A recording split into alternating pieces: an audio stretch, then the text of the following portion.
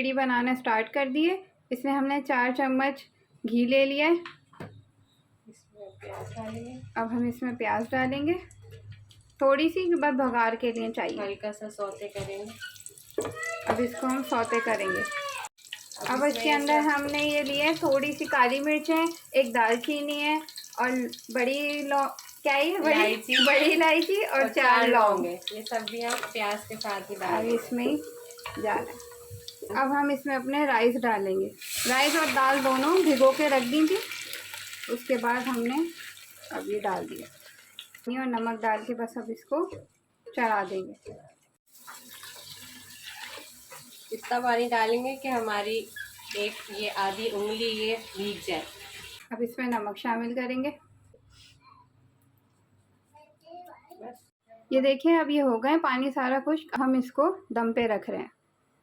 अब ये हमारी ज़बरदस्ती खिचड़ी रेडी हो गई है। बनाएं, अच्छी लगे तो कमेंट करें, लाइक करें, सब्सक्राइब करें। अब ये टमाटर की चटनी बनाने के लिए हमने 3 अदद टमाटर लिए, एक पूरी गड्डी हरे धनिया की लिए, उसको ऐसी चॉप कर लिया है, और ये 6 मिर्चें लिए, 6-8 मिर्चें, नमक लिया हस्ब ज़रूरत, कुटी मिर्चें लिए 1 चम्मच, 1 चाय का चम्मच ज़ीरा और 6-8 लहसुन लिए।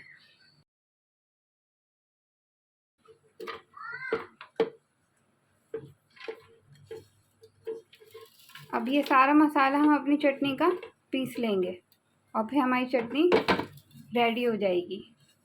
पीस के दिखाते हैं।